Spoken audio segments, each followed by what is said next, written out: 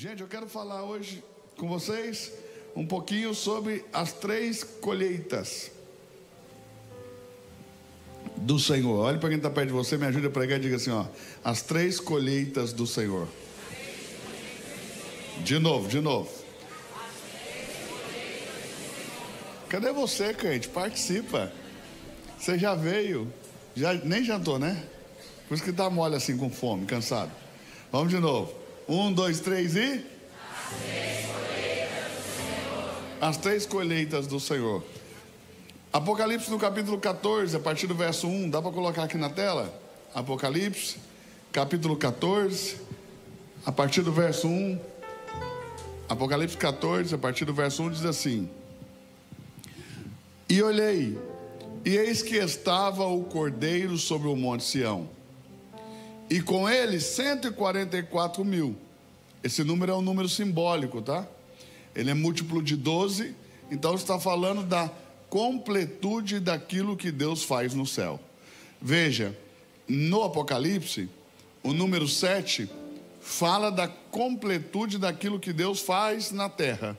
E o número 12 fala da completude daquilo que Deus faz nos céus. Então, 12 anciãos nos céus. 7 dias Deus fez o mundo. Está conseguindo entender ou não? O que Deus faz no céu, 12. O que Deus faz na terra, 7. E quando isso que Deus faz está completo, ou seja, no 7º dia, Deus terminou a sua obra de criação. Consegue entender? Então, quando isso está completo, quando isso está pleno na terra, 7. Quando está completo, quando está pleno no céu, 12. Ou múltiplos desses números. 7 vezes 7.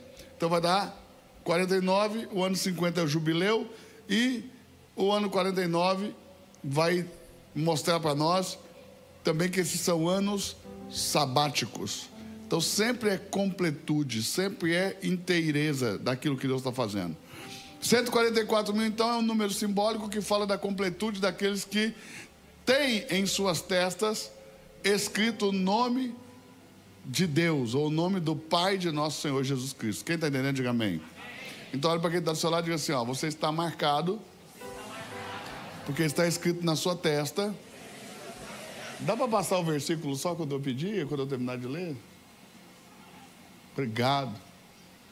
Olha lá, ó. Escrito em suas testas, tinham escrito o nome do seu Pai. Se você não gosta que escreva em você,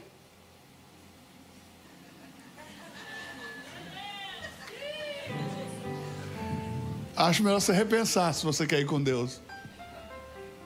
Ele vai escrever em você algumas coisas, tá? Essa é uma delas, mas vai escrever mais.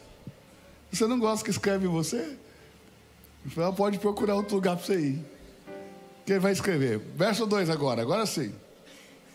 E ouvi uma voz do céu, como a voz de muitas águas. Sempre que você vê muitas águas é o Filho, voz de trovão é o Pai. Amém? O Filho sempre é voz de muitas águas, ou voz como o som de uma grande multidão. Então eu ouvi a voz como de muitas águas, como a voz de um grande trovão, aí é o Pai. E ouvi uma voz de harpistas que tocavam as suas harpas. Pode passar? Quando eu terminar de ler, pode passar, santo. Você vai arrumar encrenca comigo? Vou tomar só Coca-Cola. E cantavam um cântico novo diante do trono, e diante dos 4 animais e dos anciãos. E ninguém podia aprender aquele cântico. Diga isso comigo: ninguém podia aprender aquele cântico, senão 144 mil. E por que ninguém podia aprender aquele cântico? Porque os nossos cânticos são frutos da nossa experiência. Quem não as viveu não consegue cantar porque não lhes faz sentido algum. É como na igreja. Quando entra um não crente e nos vê cantando, não faz sentido nenhum para eles. E tem muitas das nossas canções que deve fazer neles assim uma vontade gigantesca de sair fugido. Porque imagina quando você canta que vai ser derramar mirra ardente. Se eu não sou da igreja, irmão, sair correndo, porque vai cair ácido aqui, alguma coisa, né? Está pegando fogo, você pensa que está pegando fogo de verdade. Porque não faz parte da experiência deles, então eles não podem compreender. Você consegue entender ou não? Os nossos cânticos são frutos da nossa experiência. Por que ninguém pode alcançar, aprender esse cântico? Porque ninguém viveu a experiência dos 144 mil. Ou seja, que na verdade é a completude daqueles que foram salvos entre os gentios. Nós temos 144 mil no capítulo 7 de Apocalipse, que são 144 mil dos judeus, ou seja, a completude dos judeus que devem ser salvos. 144 mil no capítulo 14, a completude dos gentios, ou seja, dos não-judeus que devem ser salvos. Está conseguindo entender? Diga amém. Veja isso. Eles foram comprados da terra. Quem pode falar isso comigo? Cutuca quem está do seu lado, sacode ele e diga assim: ó, eles foram comprados da terra. Ou seja, eles já não estão mais na terra. Eu vou dizer de novo: eles já não estão mais na terra. Eles já não estão na terra. Eles foram comprados da terra. Deus os comprou e os tirou da terra e os levou para Ele. Você está aí ou não? Olhe para quem está perto de você, olhe dentro dos olhos e olhe bem nessa pessoa e diga assim: você foi comprado. Você foi comprado da terra e o Senhor vai vir te buscar e vai te levar para com Ele. Você consegue entender ou não? Próximo verso, por gentileza.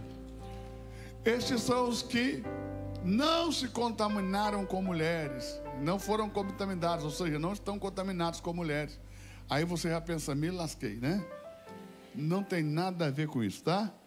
Isso aqui é apenas uma linguagem alegórica para falar daqueles que não se envolveram com a idolatria. Você está conseguindo entender? Diga amém. São pessoas que amaram ao único Deus e verdadeiro Deus, o Pai de nosso Senhor Jesus Cristo, o Deus que está assentado nas alturas. Quem consegue entender? Olha isso. Eles não se contaminaram com mulheres porque são virgens. Estes são os que seguem o Cordeiro aonde quer que ele vá. Veja, nós somos aqueles que seguem ao Cordeiro aonde quer que ele vá.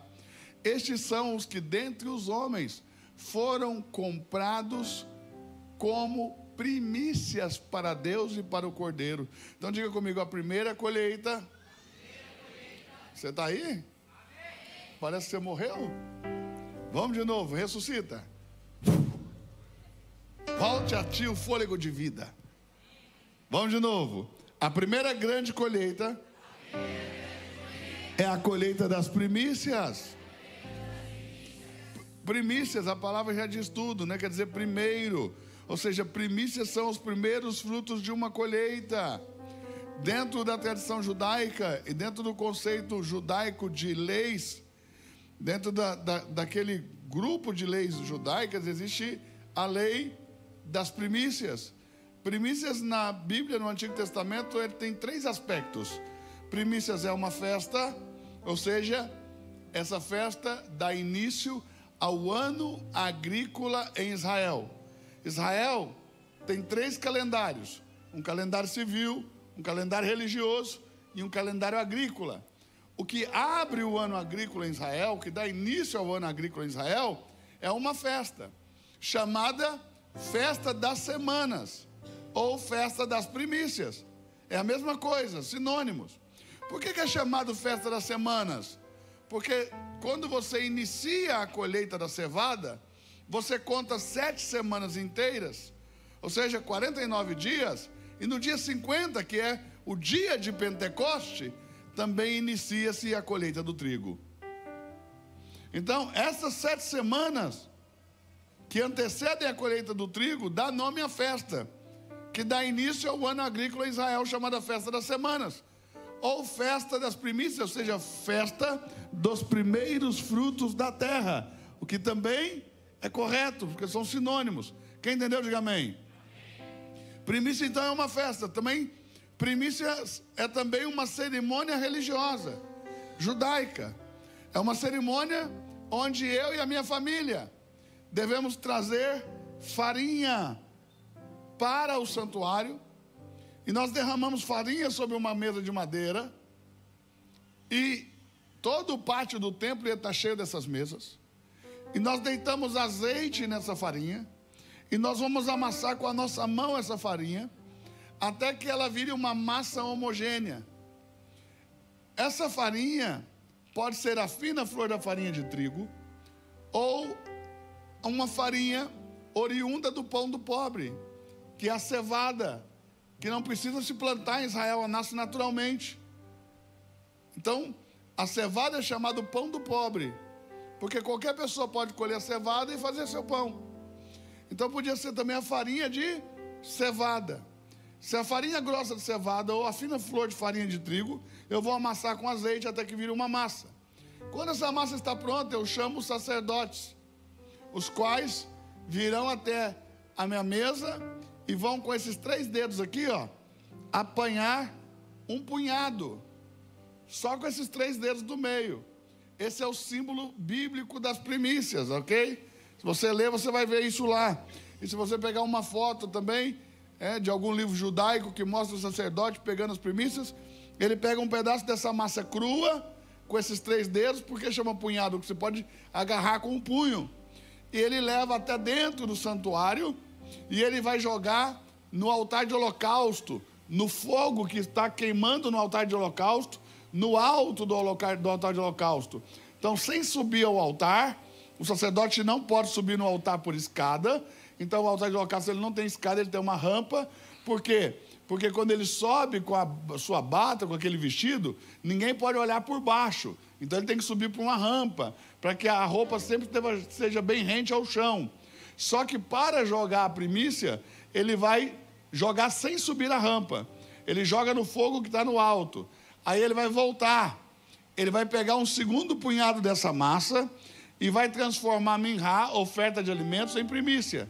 Ele vai jogar esse punhado sobre a mesa, vai acrescentar fermento, vai acrescentar mel. E aí ele vai pegar esse punhado cru, que tem fermento e mel, vai entrar no santuário de novo, e ele vai lançar no chão, aos pés do altar, porque está escrito em Levítico capítulo 2, que é proibido fumegar no altar do Senhor, tanto o fermento como o mel. E aí ele vai voltar e vai dizer: as primícias são santas. Então a minha família vai gritar: se as primícias são santas, também a massa o é. E é daí que Paulo tirou o que ele escreveu em Romanos, que se as primícias são santas, também a massa é santa. E se Cristo é as primícias, nós somos a massa. Se Ele é santo, nós somos santos. E por que Cristo é as primícias? Porque aquele primeiro punhado que o sacerdote lançou no fogo do altar, no alto, representa Cristo na sua glória. Está escrito que diante de Deus arde um fogo, aonde o justo salta, dança e canta de alegria, e o ímpio derrete como a cera. E esse segundo punhado que ele acrescentou fermento e mel, o fermento nunca na Bíblia é símbolo de coisa boa. Fermento é sempre problema. Então o fermento aqui simboliza os nossos pecados lançados sobre o Cristo. E o mel representa a doçura com que ele levou sobre ele os nossos pecados. E não pode fazer fumegar o fermento nem o mel no altar. Então ele joga no chão, que representa Cristo encarnado, levando com doçura os nossos pecados para a cruz. Consegue entender? Diga amém. Então essa é a cerimônia. E primícia também é uma oferta. Então a primícia é uma oferta de um homer, de todas as colheitas. Em Israel nós temos anualmente 7 colheitas. Inicia-se o ano agrícola com a colheita da cevada. Quando você lê em Deuteronômio 8:8, o trigo aparece primeiro, mas a cevada se colhe primeiro. Quando Israel entrou na terra prometida, em Canaã, era uma época do ano que eles chamavam de Abib. Alguns teóricos estudiosos traduzem Abib por primavera, mas não quer dizer primavera. Abib quer dizer cevada em amadurecimento, ou seja, o momento em que a cevada não está verde demais a ponto de não se poder comer, e nem dura demais a ponto dos seus grãos não poderem mais ser comidos. Ela está em meio termo. É no mesmo momento em que nós colhemos aqui no Brasil o nosso milho verde. Os grãos ainda estão bem molinhos, bem macios, então você pode comer. Está conseguindo entender? Diga amém. Então eles entraram em Canaã em um tempo que era a Bíblia. Eles não entraram plantando, entraram colhendo. Se você levantar a mão, eu vou profetizar. Porque está escrito assim, ó: quando entrares na terra que eu prometi aos vossos pais, Abraão, Isaque e Jacó, e colherdes a vossa messe, então trareis a mim o molho das primícias. Eles não entram plantando, eles entram colhendo, porque ninguém entra no centro da vontade de Deus plantando. Quando você entra no centro da vontade de Deus, você entra colhendo. A vontade de Deus é boa, porque é boa, é agradável, porque agradável é perfeita. Então a vontade de Deus é boa, agradável e perfeita. E eu declaro e profetizo que você vai experimentar, colher na vontade boa, agradável e perfeita do nosso Deus. Se você crê nisso, você pode glorificar Jesus?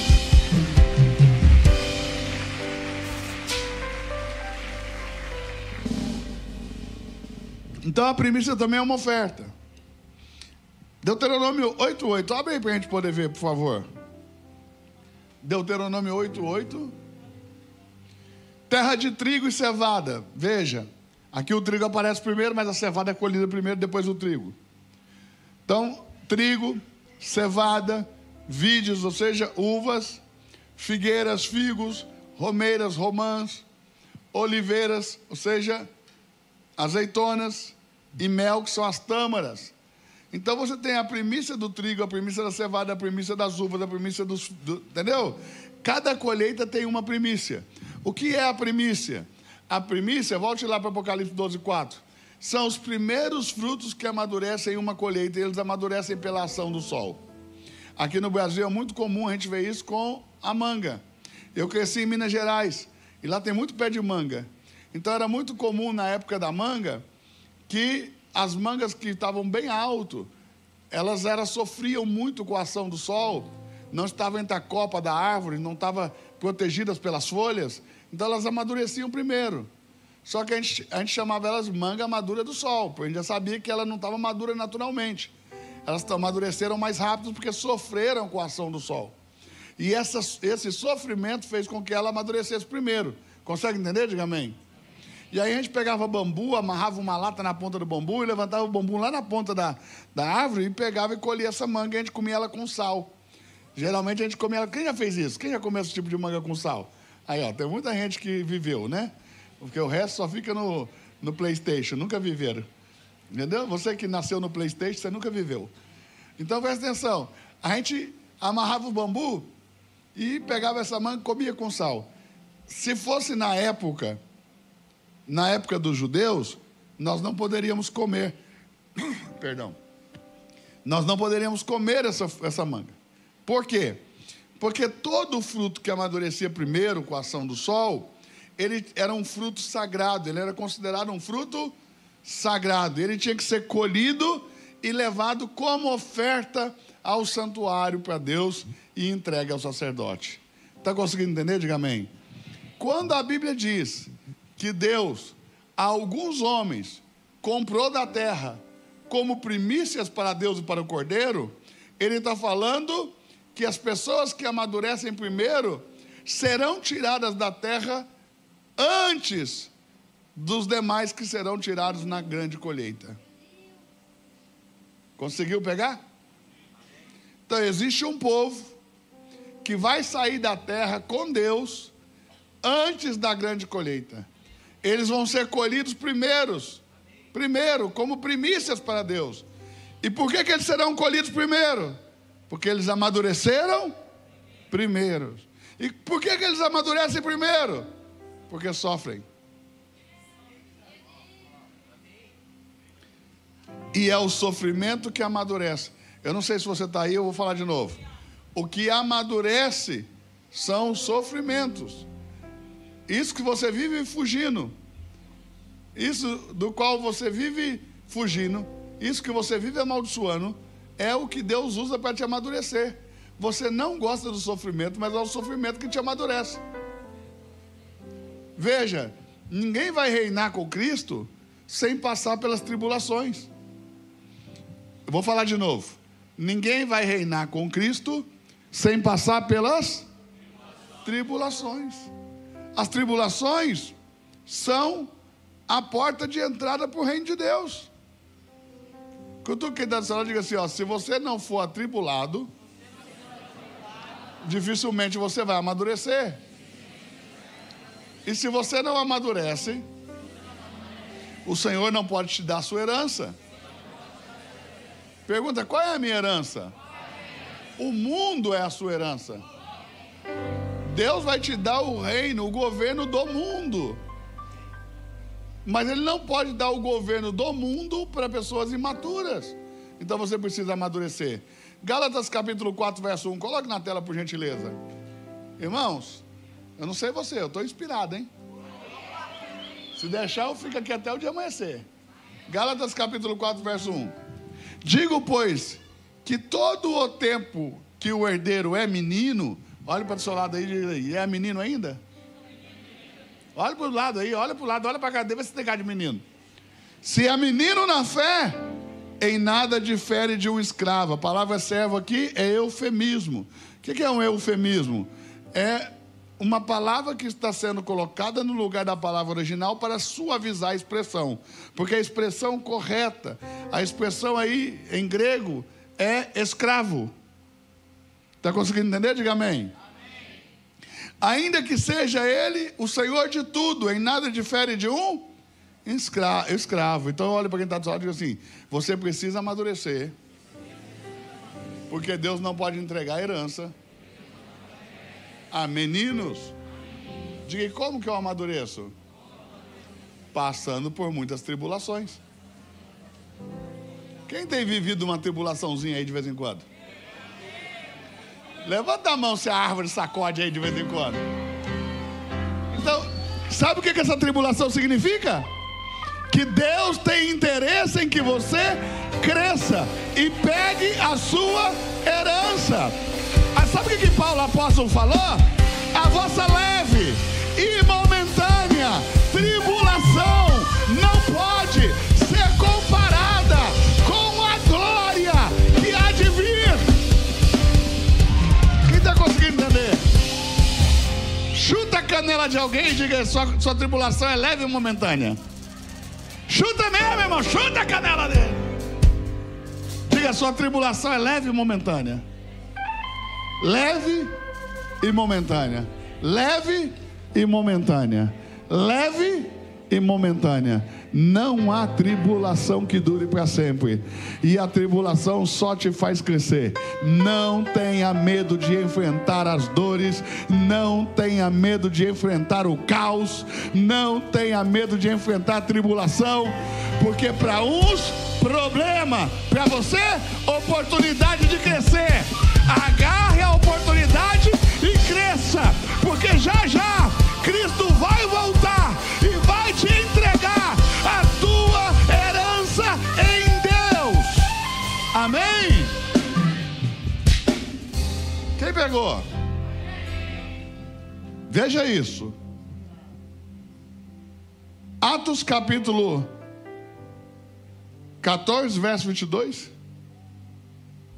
Atos dos Apóstolos 14, 22. Confirmando os ânimos dos discípulos. De quem? Exortando-os. Você não gosta de ser exortado, mas aqui os discípulos precisaram ser exortados. Qual foi a exortação? Permaneça na fé. Não desvie. Porque até mesmo os discípulos pensaram em desviar-se. Diga por quê? Por causa das muitas. E essas muitas tribulações são importantes, ou nos importa, para entrarmos no reino de Deus. Veja isso. Pois que por muitas tribulações nos importa entrar no reino de Deus. Outra tradução. Porque é importante, para entrarmos no reino de Deus, sofrermos muitas tribulações. Olha para quem está perto de você e diga, sem tribulação, sem reino. Pegou? Diga, e se eu não amadurecer? Aí você fica. Quem não amadurece? Fica. Diga, e para que fica? Para amadurecer na grande tribulação, da qual ninguém vai poder fugir. Então, para que serve a grande tribulação? Para amadurecer os crentes que não amadureceram em toda a sua vida. Serão 1.260 dias, ou 3 anos e meio, de uma grande tribulação tal que nunca existiu desde que o mundo é mundo. Então, quem nunca cresceu, vai crescer na grande tribulação. Aí veja bem, a igreja tradicionalmente pregou para nós, no Brasil, que os crentes não passam pela tribulação. Mas nós lemos lá em Atos que importa entrar no reino de Deus por meio de tribulações. Mas a igreja pregou para nós, e eu entendo que essa pregação é um erro, que nós não vamos passar por tribulações, porque os filhos de Deus não podem sofrer tribulação. Só que eu entendo que eles estão confundindo duas palavras, os conceitos de duas palavras, tribulação e ira.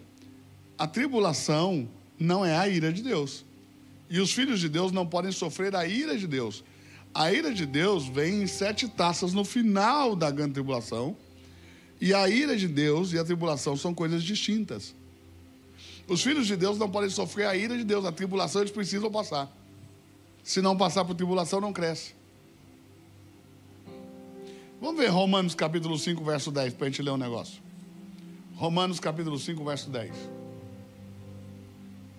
Porque se nós, sendo inimigos, cutuca quem está do salão, diga assim, é isso que você era, viu? Não, cutuca mesmo, cutuca ele aí. Cutuca ela, vai. Diga isso aí que você era, ó. Você era inimigo de Deus. Amém ou não? Se nós, sendo inimigos, fomos reconciliados com Deus pela morte de seu filho, muito mais, tendo sido já reconciliados, seremos salvos pela sua vida. Vai lá. Pode passar? É o 9? Volta então, por favor, deixa eu ver. Isso, obrigado, Bruno. Logo, muito mais agora, tendo sido justificados pelo seu sangue, seremos por ele salvos da? Não é da tribulação. Veja, a tribulação é uma coisa, a ira é outra. Então, o cara lê esse versículo e diz, nós não podemos passar pela tribulação. Não, nós não podemos sofrer a ira de Deus. Onde está a ira de Deus? No Apocalipse nós temos 7 selos que estão fechando um livro. Que Jesus, ao vencer, começa a abrir esses selos. Cada selo revela um conteúdo. O primeiro selo tem um cavalo branco, o segundo tem um cavalo vermelho, aí vai indo, né? O terceiro tem um cavalo preto, o quarto tem um cavalo verde, um verde amarelado, algumas traduções dizem verde ou amarelo, que é a morte. Aí cada selo tem um conteúdo. Quando abre o 7º selo, dentro do 7º selo tem 7 trombetas. Toca a primeira trombeta, revela um conteúdo, a segunda trombeta, outro conteúdo. Quando abre a 7ª trombeta, dentro da 7ª trombeta tem 7 taças. E essas 7 taças são as 7 taças da ira de Deus que serão derramadas sobre a terra. Isso, eu e você não podemos sofrer. Mas a tribulação, sim. Aliás, a tribulação é necessária para que você cresça. Quem está conseguindo entender? Quem está conseguindo compreender? Sem a tribulação você não cresce. Apocalipse capítulo 14, verso 4. Volta para lá. Vamos ler o verso 5 agora.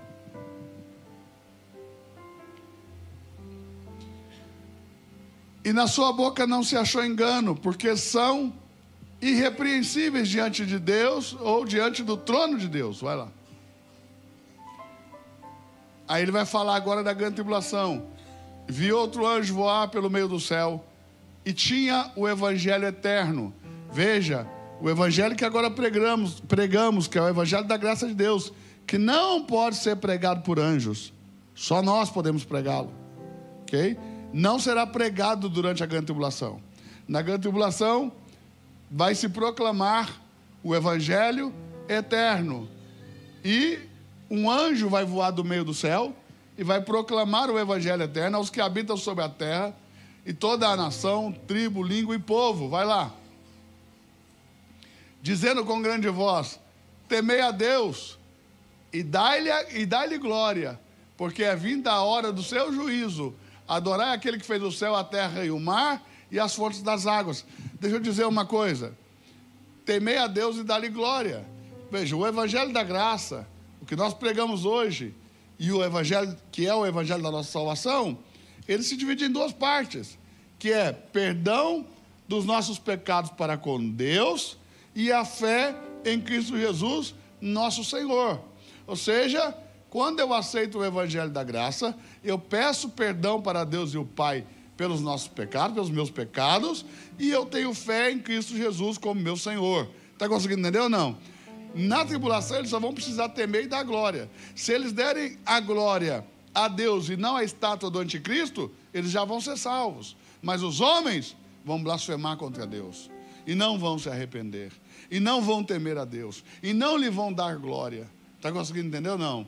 Porque os homens são de dura serviço. Quem está conseguindo entender, diga amém. Pode passar? Então outro anjo seguiu dizendo: caiu, Babilônia, aquela grande cidade, que a todas as nações deu a beber o vinho da ira da sua fornicação. Aqui Babilônia cai de forma dupla, né? Nós vemos a queda da Babilônia religiosa, e nós também vemos a queda da Babilônia, que é uma força militar, que é uma força, um Estado, ok? Pode passar. E o seguiu o terceiro anjo, dizendo com grande voz: se alguém adorar a besta e a sua imagem, e receber o sinal na sua testa ou na sua mão. Vê que o diabo não tem criatividade nenhuma, né? O diabo parece um pessoal que eu conheço aí que só fica imitando em vez de criar. Né? Deus marca na testa, o diabo quer marcar na testa. Deus escreve na mão, o diabo quer escrever também. Tudo ele quer fazer igual. Você tem que lembrar que a universidade do diabo foi o céu. Ele não aprendeu nada que não seja com Deus. Só deturpa tudo e faz do jeito dele. Né? Então você entendeu quem é o diabo, né? É quem pega as coisas de Deus, deturpa e faz do seu jeito. Pode passar? Também este beberá do vinho da ira de Deus, que se deitou, não misturado, no cálice da sua ira, e será atormentado com fogo e enxofre diante dos santos anjos de Deus e diante do Cordeiro. Vai lá. E a fumaça do seu tormento sobe para todo sempre. Então aquela ideia do aniquilamento do ser, que Deus não é mau para deixar alguém queimando a eternidade toda, é falsa, tá? Vai queimar para sempre, tá aí, o pau está quebrando. E não tem repouso nem de dia nem de noite os que adoram a besta e a sua imagem, e aquele que recebeu o sinal do seu nome. Pode passar. Aqui está a paciência dos santos. Aqui estão os que guardam os mandamentos de Deus e a fé em Jesus. Ou seja, lá no meio da hora do tormento, da tribulação, vai ter gente que vai guardar os mandamentos de Deus e a fé em Jesus. Pode passar? E ouvi uma voz do céu que me dizia: escreve, bem-aventurados os mortos que desde agora morrem no Senhor. Sim, diz o Espírito, para que descansem dos seus trabalhos e as suas obras os seguem.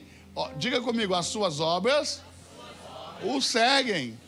Olhe para quem está pertinho de você e diga assim: quando você for embora desse mundo, não vai dar para levar ninguém. Você pegou, não? Não dá para você falar: vou levar fulano comigo porque eu amo muito. Não, você vai, o fulano vai ficar. E eu vou te falar, viu? Depois de 2 semanas é capaz de fazer um churrasco. Você não cria expectativa não, viu? Que você vai embora e o pessoal vai ficar sofrendo aqui o resto do ano. Viu? Fique esperto.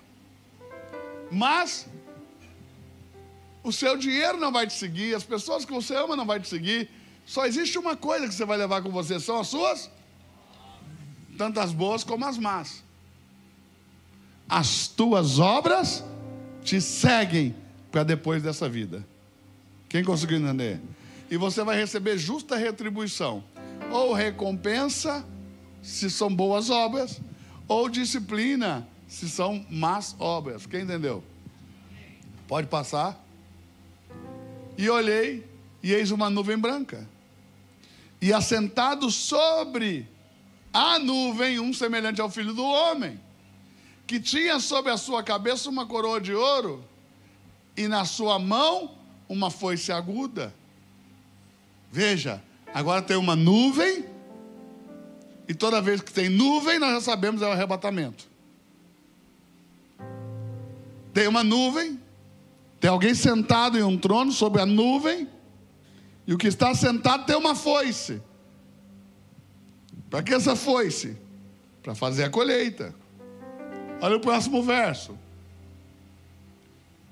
E outro anjo saiu do templo, clamando com grande voz ao que estava sentado sobre a nuvem: lança a tua foice e ceifa, a hora de ceifar te é vinda, porque já a colheita da terra está...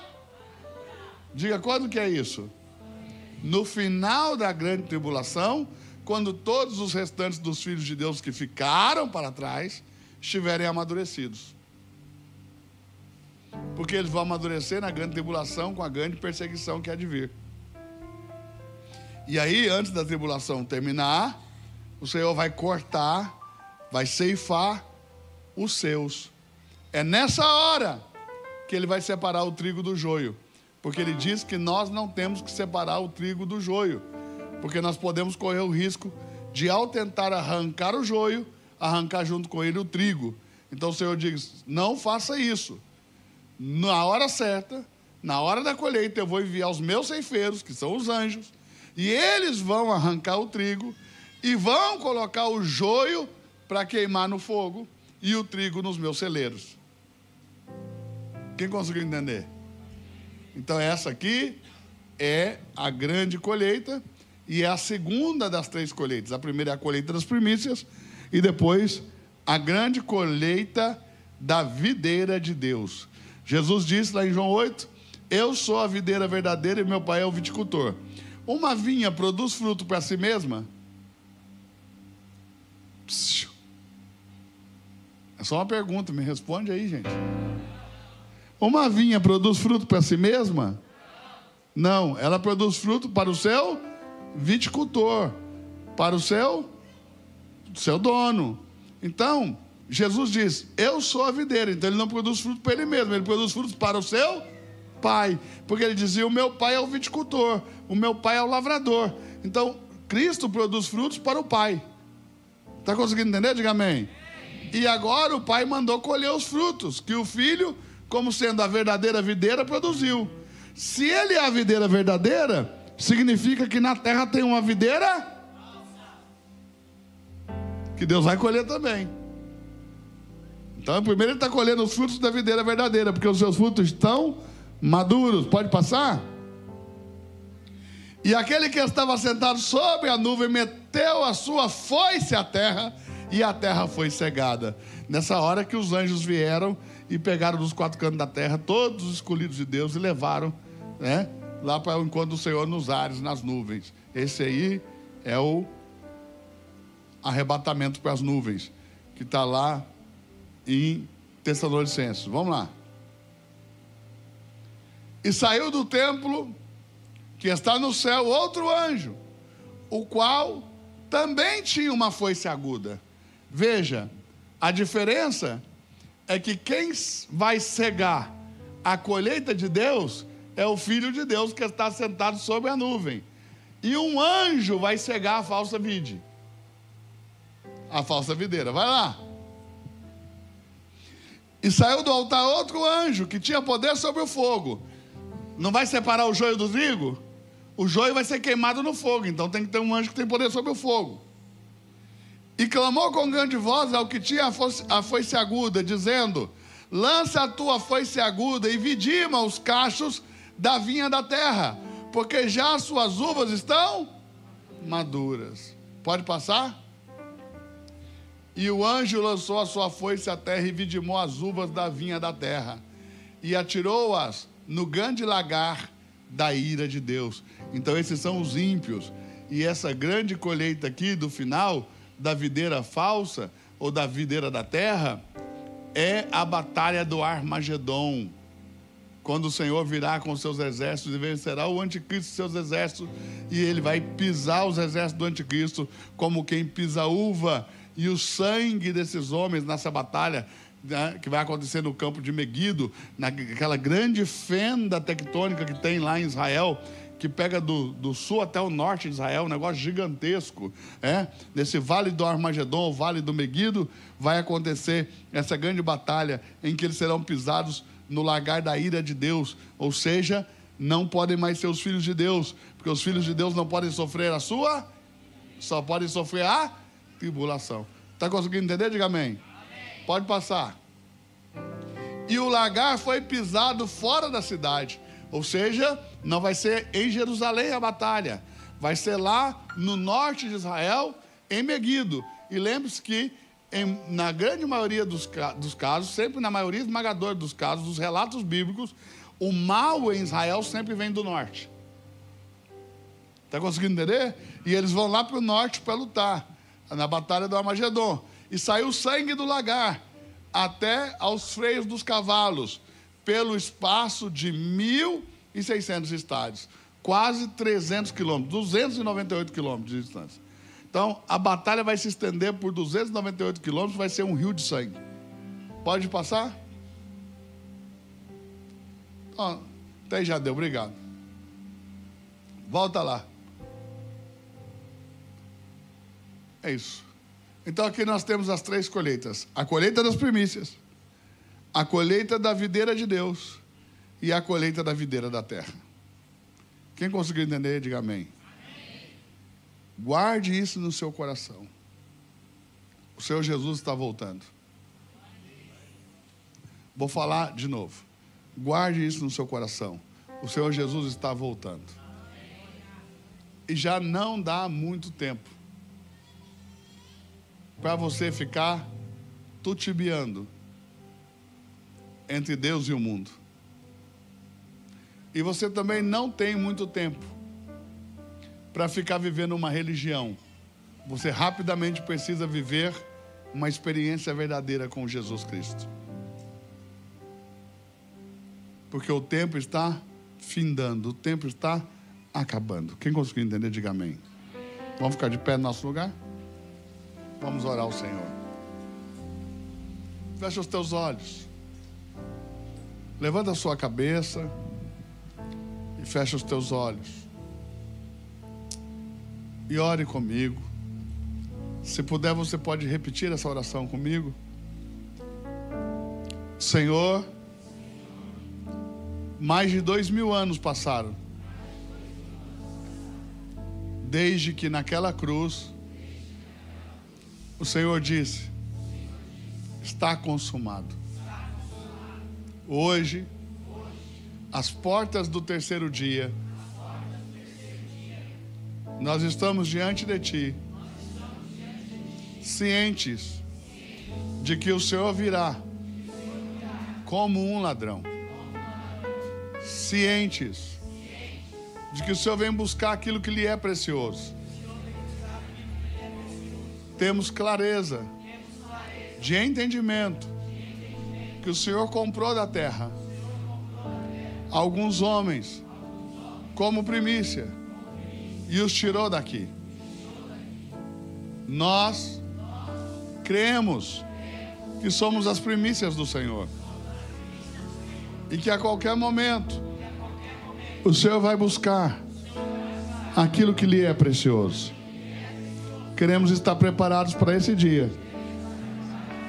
Te agradecemos porque sobrevivemos a cada tribulação que a vida nos impôs, com permissão do Senhor, porque assim somos amadurecidos e não somos mais meninos na fé, levados por qualquer vento de doutrina, mas somos como aqueles que andam pelo Espírito, que ninguém sabe de onde vem nem para onde vai. Não é possível discernir os que andam em espírito, nós que andamos em espírito, discernimos todas as coisas, mas por ninguém somos discernidos. Mas está escrito que um dia o Senhor mostrará a todos a diferença entre o justo e o injusto, entre o que serve a Deus e o que não serve. E nesse dia, que não é nem dia nem noite, é o dia em que tudo será transparente, e que ninguém precisará falar de ninguém, porque nós olhando saberemos todas as coisas, porque não é nada feito nas trevas que não seja revelado. Senhor, não há nada que feito em oculto não seja revelado na plena luz do Senhor.